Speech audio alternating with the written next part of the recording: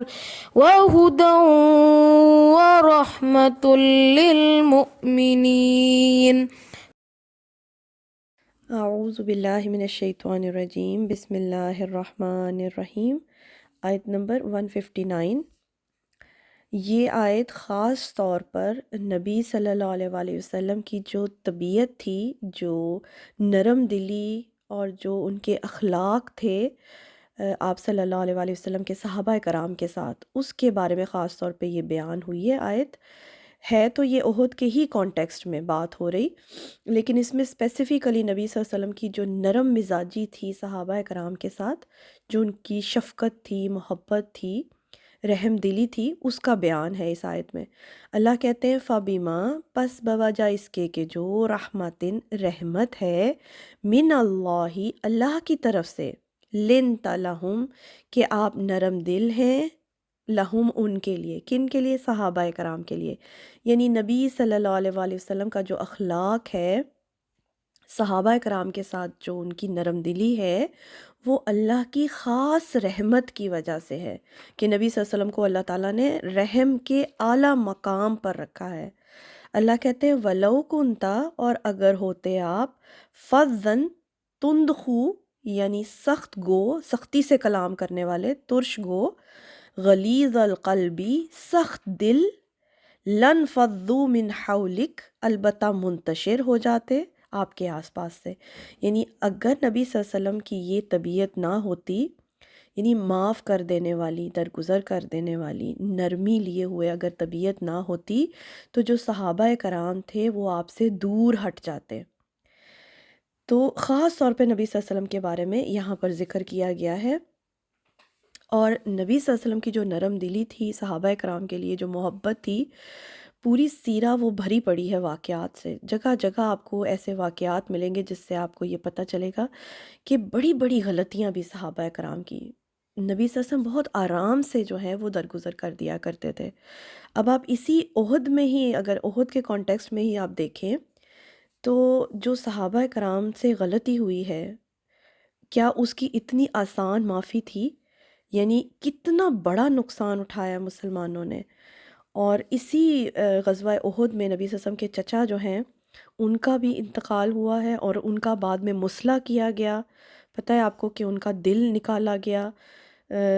تو جس نے وہ تیر چلایا تھا، وحشی غلام تھا، وہ بعد میں مسلمان بھی ہو گیا تھا، اور وہ بعد میں نبی صلی اللہ علیہ وسلم کے پاس بھی آیا تھا۔ تو نبی صلی اللہ علیہ وسلم نے اس سے یہ کہا تھا کہ تمہارا جب چہرہ میں دیکھتا ہوں نا تو مجھے وہ درد اور وہ غم جو ہے وہ تازہ ہو جاتا ہے، تو بس اتنی مہربانی کرنا کہ تم مجھے اپنا چہرہ نہ دکھانا بس۔ لیکن معاف اس کو بھی کر دیا نبی صلی اللہ علیہ وسلم نے۔ تو آپ سوچیں کہ ایک غلطی جو ہوئی ہے صحابہ کرام سے، اور جو نقصان بھگتا ہے سب مسلمانوں نے، سوچیں کہ اس آرمی کا لیڈر جو ہے اس کا کیا ری ایکشن ہونا چاہیے تھا ان صحابہ کرام کے ساتھ جنہوں نے غلطی کی۔ لیکن نبی صلی اللہ علیہ وسلم نے ان کو بہت آرام سے معاف کر دیا۔ یہ تو احد میں ہوا، آپ بہت سارے سیرہ کے واقعات ایسے پڑھیں گے۔ جو عبداللہ بن ابی تھا، وہ ساتھ گیا، وہاں سے جو ہے وہ واپس آ گیا، ایک طرح سے غداری کی اس نے۔ کیا نبی صلی اللہ علیہ وسلم کا ری ایکشن ہونا چاہیے تھا؟ ایک آرمی چیف کا کیا ری ایکشن ہونا چاہیے تھا اس چیز کے اوپر؟ لیکن اس کو معاف کر دیا گیا۔ اور اس نے ایک اور غزوہ میں، غزوہ بنو مستلق کی یہ بات ہے، اس نے بڑی عجیب حرکت کی۔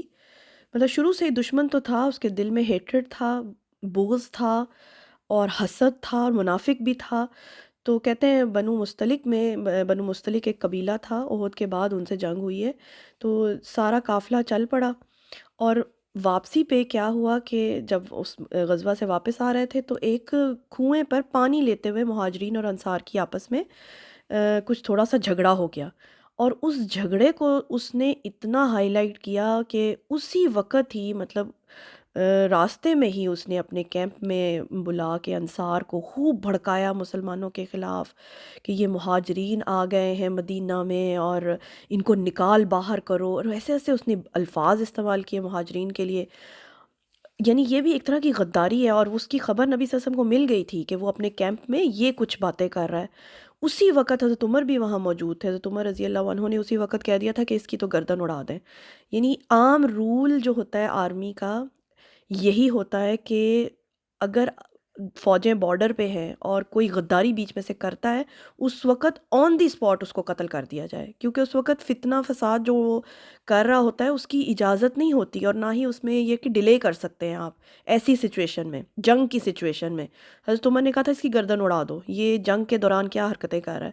نبی صلی اللہ علیہ وسلم نے یہی کہا تھا کہ عمر ایسے نہیں کر سکتے، نہیں تو سب لوگ کہیں گے کہ محمد صلی اللہ علیہ وسلم اپنی ساتھیوں کی ایسے گردنیں اڑا رہے ہیں، بڑے آرام سے قتل کر دیتے ہیں اپنے ساتھیوں کو۔ یعنی بڑے سخت سے سخت واقعات غزوہ تبوک میں ہم دیکھتے ہیں، غزوہ تبوک میں منافقین آ رہے تھے، آ کے عذر بہانے کری جا رہے تھے، خام خواہ کے عذر بہانے کر رہے تھے، نبی صلی اللہ علیہ وسلم کو پتہ بھی تھا بہانے بنا رہے ہیں جانے کے لیے، نبی صلی اللہ علیہ وسلم سب کے عذر اور بہانے جو ہیں وہ قبول کری جا رہے تھے کہ ٹھیک ہے، تمہارا بھی مسئلہ ہے، تمہارا بھی مسئلہ ہے، نہ جاؤ بے شک۔ تو یہ جو چیز ہے نا نبی صلی اللہ علیہ وسلم کی ذات کا یہ پہلو بہت خوبصورت ہے۔ تو انشاءاللہ تعالیٰ اس کو ہم مزید آگے اس آیت کو کل کو پڑھیں گے۔ سبحانک اللہم و بحمدک اشہد ان لا الہ الا انت استغفرک و اتوب الیک۔ اعوذ باللہ من الشیطان الرجیم، بسم اللہ الرحمن الرحیم۔ آیت نمبر 159 ہم پڑھ رہے تھے۔ بات ہو رہی تھی نبی صلی اللہ علیہ وآلہ وسلم کی نرم دلی کی، کہ جو نبی صلی اللہ علیہ وسلم کی نرمی تھی صحابہ کرام کے ساتھ۔ اللہ کہتے ہیں فَبِمَا رَحْمَةٍ مِّنَ اللَّهِ لِنْتَ لَهُمْ وَلَوْ كُنْتَ فَظًّا غَلِيظَ الْقَلْبِ لَانفَضُّوا مِنْ حَوْلِكَ۔ اللہ کی رحمت تھی کہ آپ صلی اللہ علیہ وسلم اپنے صحابہ کے ساتھ بہت نرم دل تھے، اور اگر تند خو یا سخت دل ہوتے تو صحابہ کرام آپ سے دور ہٹ جاتے۔ اچھا، اگر آپ پوری احد کا جائزہ لیں جو حالات اور واقعات ہوئے ہیں تو آپ کو یہ بات اچھے طریقے کے ساتھ سمجھ میں آئے گی کہ ایک ایسی آرمی جس سے اتنی بڑی غلطی ہوئی، اس کے بعد اس آرمی کے لیڈر کا کیا رسپانس ہوگا ان لوگوں کے ساتھ، اور نبی صلی اللہ علیہ وسلم کا کیا رسپانس۔ اللہ تعالیٰ جو ہیں نبی صلی اللہ علیہ وسلم کو سکھا رہے ہیں، بتا رہے ہیں کہ اب بعد میں آپ صلی اللہ علیہ وسلم کا کیا رسپانس ہوگا صحابہ کرام کے ساتھ۔ یہ جو بات ہوئی نا کہ آپ بہت نرم ہیں، یہ تمہید کے طور پہ اللہ تعالیٰ نبی صلی اللہ علیہ وسلم کو کہہ رہے ہیں کہ آپ بہت نرم دل ہیں ان کے ساتھ، اگر آپ بعد میں سختی دکھائیں گے یا کوئی ایسی بات کریں گے ان سے، کیونکہ صحابہ کرام بھی آلریڈی شرمندہ تھے، ان کے دل ٹوٹے ہوئے تھے، اگر نبی صلی اللہ علیہ وسلم ان سے ذرا سا بھی ناراضگی کا اظہار کرتے تو اللہ تعالیٰ کہہ رہے ہیں کہ وہ آپ سے دور ہٹ جاتے۔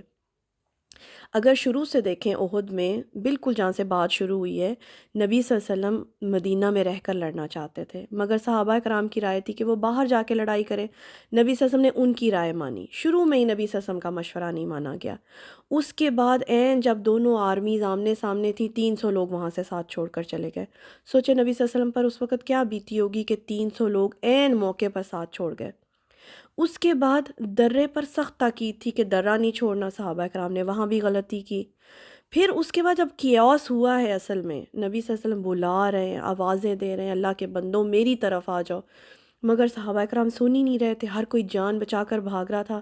سوچے نبی صلی اللہ علیہ وسلم اس وقت کیا کیفیت ہوگی، خود بھی شدید زخمی تھے، دانت مبارک شہید ہو گئے تھے، کہتے اتنا خون بہہ رہا تھا، رک نہیں رہا تھا، بے ہوشی طاری ہو رہی تھی۔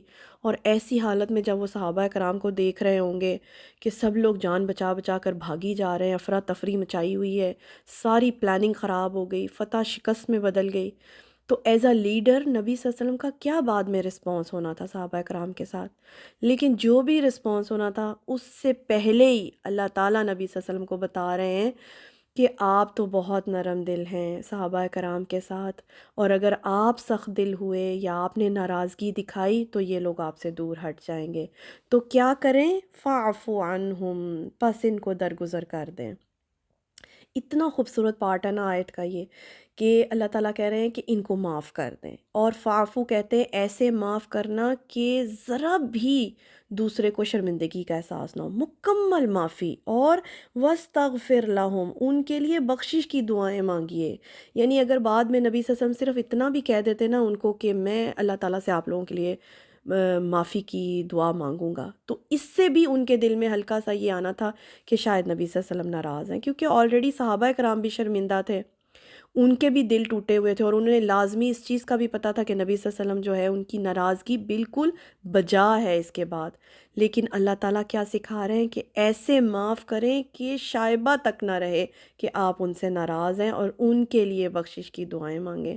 اس سے ہمیں بہت امپورٹنٹ لیسن مل رہا ہے کہ اگر آپ کہیں پر بھی کسی جماعت کے امیر ہیں، کہیں لیڈر ہیں، کسی آرگنائزیشن کے صدر ہیں، آپ کے انڈر کچھ لوگ کام کر رہے ہیں، اگر آپ کہیں پرنسپل ہیں، کہیں ٹیچر ہیں، اور اگر نہیں بھی ہیں تو ہم سب اپنے گھروں میں تو کم از کم انچارج ہیں نا اپنے بچوں کے، اپنی فیملیز کے. تو ایسی جماعت جو غلطی کر جائے تو پھر کیا ری ایکشن ہونا چاہیے؟ آپ ان کو معاف کر دیں. کیوں؟ کیونکہ اللہ تعالیٰ بھی تو اپنے بندوں کو معاف کر دیتا ہے. اللہ نے ایک پوری کتاب مینول کے طور پر زندگی گزارنے کے لیے انسانیت کو دی، سارے طریقے سکھائے، مگر انسان بار بار غلطی کرتا ہے، گناہ کرتا ہے، کتاب کو نہیں پڑھتا، کتاب کو نہیں مانتا، اس پر عمل نہیں کیا جاتا. پھر اس سے کیا ہوتا ہے؟ کیوس ہوتا ہے. یہ جو زمین میں کیوس ہوتا ہے وہ اسی وجہ سے ہوتا ہے کہ کتاب پر عمل نہیں کیا جاتا، جس کو فساد کہتے ہیں. قرآن پاک میں آتا ہے نا کہ زمین میں فساد نہ پھیلاؤ. کیا ہے فساد؟ جب کتاب پر عمل نہیں کیا جاتا. مگر اس کے باوجود اللہ تعالیٰ اپنے بندوں کو معاف کر دیتا ہے. اور نبی صلی اللہ علیہ وآلہ وسلم اس دنیا میں اللہ کے رحم کو ریپریزنٹ کرنے کے لیے ہی تو آئے ہیں. تو اللہ تعالیٰ کیا سکھا رہے ہیں؟ مکمل طور پر معاف کر دو اور ان کے لیے بخشش کی دعائیں مانگو. اچھا، یہ بھی بات ہے کہ اگر نبی صلی اللہ علیہ وسلم بالکل خاموشی اختیار کرتے، یعنی معاف کر دیتے ان لوگوں کو، اور ان کے لیے بخشش کی دعائیں بھی پرائیویٹلی مانگتے اللہ تعالیٰ سے، پھر بھی صحابہ کرام کو ہلکا سا شک رہتا دل میں کہ شاید نبی صلی اللہ علیہ وسلم ناراض ہوں گے. اس چیز کو بھی ختم کرنے کے لیے اللہ کہتے ہیں وَشَاوِرْهُمْ فِي الْأَمْرِ، اب ان سے مشورہ بھی کیجئے، مطلب آگے کے معاملات میں ان کو ساتھ رکھیں. اس سے یہ ہوگا کہ ان کے دلوں سے مکمل طور پر وہم بھی ختم ہو جائے گا کہ نبی صلی اللہ علیہ وسلم ان سے ناراض ہیں. تو ٹائم ختم ہو گیا. انشاءاللہ تعالیٰ اس آیت کو پھر اب نیکسٹ سیٹنگ میں کمپلیٹ کریں گے. سبحانک اللہم و بحمدک، اشہد ان لا الہ الا انت، استغفرک و اتوب الیک. اعوذ باللہ من الشیطان الرجیم، بسم اللہ الرحمن الرحیم. آیت نمبر 159. فَبِمَا رَحْمَةٍ مِّنَ اللَّهِ لِنْتَ لَهُمْ وَلَوْ كُنْتَ فَظًّا غَلِيظَ الْقَلْبِ لَانفَضُّوا مِنْ حَوْلِكَ فَاعْفُ عَنْهُمْ وَاسْتَغْفِرْ لَهُمْ وَشَاوِرْهُمْ فِي الْأَمْرِ. تو آئی ہوپ کہ ڈائریکٹ عربی سے آپ کو بات اب سمجھ میں آ رہی ہوگی. قرآن پاک سمجھنے کا مقصد بھی یہی ہے کہ ہمیں اللہ تعالیٰ کی بات جو ہے وہ ڈائریکٹ سمجھ میں آئے بنا ترجمے کے. اللہ تعالیٰ اب یہ کہہ رہے ہیں کہ صحابہ کرام کو معاف کر دیجئے، نبی صلی اللہ علیہ وسلم ان کے لیے بخشش کی دعائیں کریں، اور مزید اوپر یہ کہ اب آگے کے تمام اہم معاملات میں ان سے مشورہ بھی کریں. یعنی یہ بتایا جا رہا ہے کہ صحابہ کرام کے سٹیٹس میں کوئی کمی نہیں آئی. یعنی ان سے جو کوئی غلطی ہوئی ہے احد میں، تو صحابہ کرام یہ نہ سوچیں کہ اس غلطی کے بعد وہ پہلے نبی صلی اللہ علیہ وسلم کے اتنے قریبی اصحاب تھے تو اب ان کا سٹیٹس کچھ کم ہو گیا ہے. اس شک کو مکمل طور پر ان کے دلوں سے نکالنے کے لیے اللہ تعالیٰ کہہ رہے ہیں کہ ان سے تمام اہم معاملات میں مشورہ بھی لیں. اور ظاہر ہے مشورہ انسان اسی سے لیتا ہے جس کو وہ قابل اعتماد سمجھتا ہے. یعنی بتایا یہ جا رہا ہے کہ صحابہ کرام کا جو سٹیٹس ہے وہ سٹل اسی طرح قائم ہے. اور یہ ہمارے دین کی اتنی خوبصورت بات ہے. دیکھیں دنیا کے جو معاملات ہوتے ہیں، اگر آپ کسی جگہ کے صدر ہیں، کسی آرگنائزیشن کے پریزیڈنٹ ہیں، کوئی حاکم ہیں، امیر ہیں، آپ کے انڈر کچھ لوگ امپلائی ہیں، کام کر رہے ہیں، تو کیا ہوتا ہے آپ کسی کو کوئی ایک کام دیں، اس کا وہ کام خراب ہو جائے، اس سے وہ نہ ٹھیک طریقے سے کر سکے، تو آپ کیا کہتے ہیں؟ تمہیں ایک چانس دیا تھا، اب دوبارہ نہیں دیں گے. ایسے ہی کہتے ہیں نا. یا ہم یہ کہتے ہیں کہ تم شکر کرو تمہیں نوکری سے نہیں نکالا جا رہا، لیکن تمہیں اب دوبارہ چانس نہیں ملے گا. لیکن دیکھیں ہمارے دین کی اس قدر خوبصورتی ہے کہ اللہ تعالیٰ کہہ رہے ہیں کہ کسی سے کوئی کوتاہی ہو گئی ہے، غلطی ہو گئی، کام خراب ہو گیا، کوئی بات نہیں. اللہ تعالیٰ نے 60 آیات احد کے اوپر نازل کیں. مکمل طور پر جو غلطیاں ہوئیں اس کو ایڈریس کر دیا گیا، اصلاح کر دی گئی. اور اب کیا ہے؟ سٹیٹس وہی قائم ہے صحابہ کرام کا جن سے غلطی ہوئی تھی، وہ اسی سٹیٹس پر ہیں. یہ اتنا خوبصورت پہلو ہے نا دین کا. اور یہاں سے چونکہ مشورے کی بات ہوئی ہے تو مشورے کے اوپر بھی کچھ اہم بات جو ہے وہ کر لیتے ہیں. ہمارے دین میں مشورے کی بنیادی اہمیت ہے.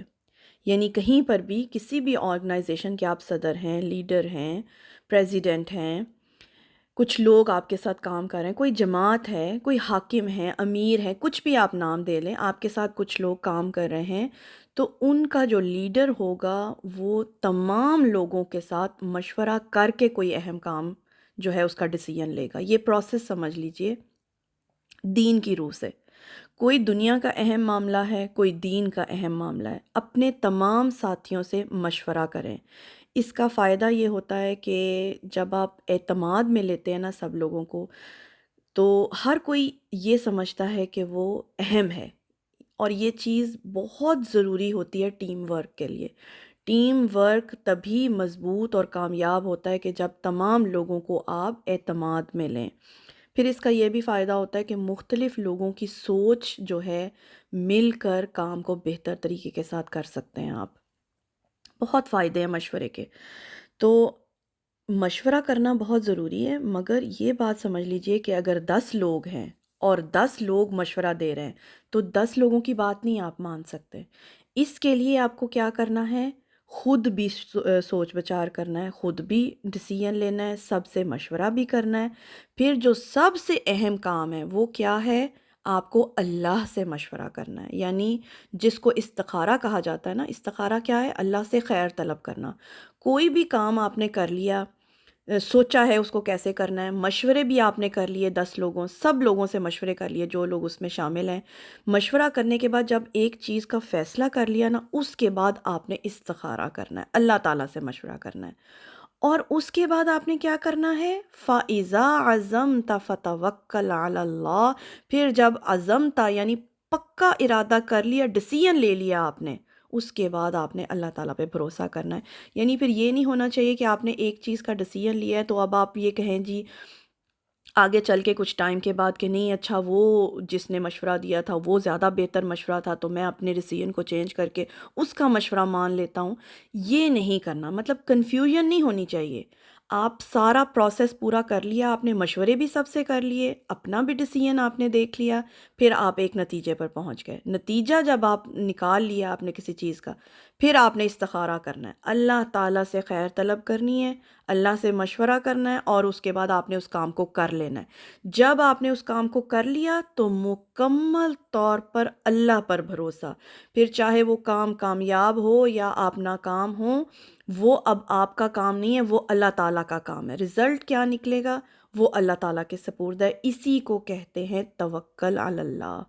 تو آپ نے جب ڈیسیژن لے لیا تو پھر اس کے بعد اس کو کر لیجئے۔ ان اللہ یحب المتوکلین، اللہ تعالیٰ محبت رکھتا ہے بھروسہ کرنے والوں کو، پر توکل کرنے والوں سے۔ یعنی یہ نہیں ہے کہ پھر آپ ایک پاؤں ادھر اور ایک پاؤں ادھر اور آپ کنفیوژن کا شکار ہیں، کرنا چاہیے تھا نہیں کرنا چاہیے تھا، یہ توکل نہیں ہے۔ توکل کیا ہے؟ جب ایک دفعہ ڈیسیژن لے لیا اس کے بعد معاملہ اللہ تعالیٰ کے سپرد کر دیا، اس کام کو پھر آپ کر لیجئے۔ تو آئی ہوپ کہ ہمیں بہت اچھے طریقے کے ساتھ یہ آیت سمجھ میں آ گئی ہوگی۔ بہت سارے لیسنز تھے اس میں، دوبارہ ریوائز کر لیجئے تاکہ تمام اہم پوائنٹس جو ہیں وہ ہمارے ذہن میں ہمیشہ ہمیشہ کے لیے محفوظ ہو جائیں۔ سبحانک اللہم و بحمدک، اشہد ان لا الہ الا انت، استغفرک و اتوب الیک۔